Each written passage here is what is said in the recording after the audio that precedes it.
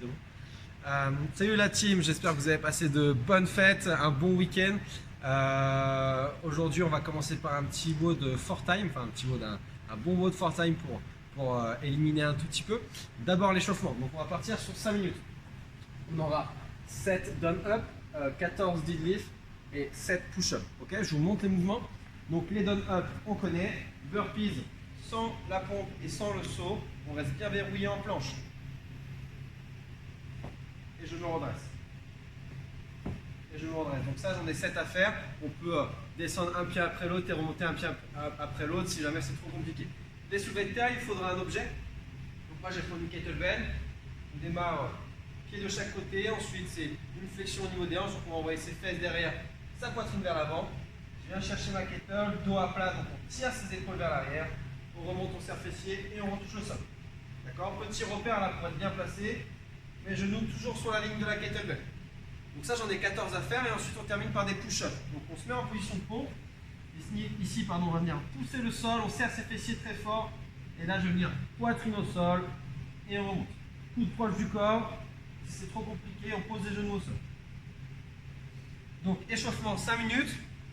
J'ai 7 down up, 14 deadlift, 7 push-up. Une fois qu'on a fait ça, WOD du jour. C'est un for time, il y aura 7 tours à faire. On aura 13 sumo deadlift high pull avec un objet. Moi, je vais vous montrer avec la kettle.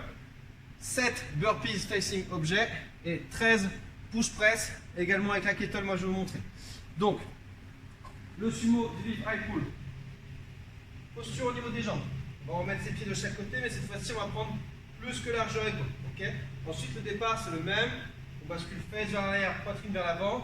On fixe bien les genoux vers l'extérieur. On vient chercher la kettle, dos verrouillé. Donc, on tire ses épaules vers l'arrière. Je remonte le soulevé de terre, on serre ses fessiers. Et ensuite, tirage, coude vers le haut. On redescend.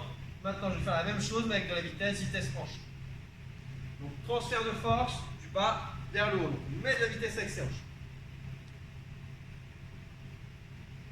Donc ça, j'en ai 13 à faire. Une fois que j'ai fait les 13, burpees, facing. Donc on saute par-dessus et on repart. Ok, burpees, on peut faire en step up comme j'ai montré. Si jamais le saut c'est dur pour vous, vous pouvez passer une jambe après l'autre. Ça, j'en ai 7 à faire. Et ensuite, 13 push press. Donc là, je vais venir chercher ma kettle. On va être en position de front track, coude contre le corps. Là, on va utiliser le dip. Donc, je me tiens droit, genou extérieur sur la flexion. Je repousse, on finit bras tendu, épaule active. Donc, on repousse très très fort vers le ciel. On serre ses abdos, on serre ses fessiers. Je redescends la poitrine et on relance. Ok? Ça, j'en ai 13 à faire. Vous répartissez comme vous voulez au niveau des répétitions. Si vous avez une plate, et ben vous utilisez les deux mains pour faire le push press. Ok? Donc, 7 tours de 13 sumo deadlift high pull, 7 burpees, 13 push press. Essaye de filmer plus proche, s'il te plaît. Je vois bien le truc. Une fois qu'on a fait les 7 tours, le temps est terminé et vous avez fini le WOD. Finisher, on va partir sur 40 secondes de planche, 20 secondes de pause et ça on va devoir le faire 6 fois. Donc pour la planche, sur les coudes, bassin en rétroversion, c'est-à-dire ici, on serre ses fessiers, on repousse le sol. Donc on est pointe de pied. Si jamais c'est trop dur, je peux poser un genou ou les deux genoux.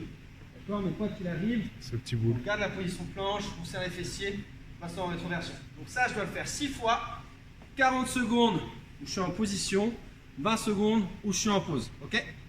Quand on a fait ça, le WOD du jour est terminé.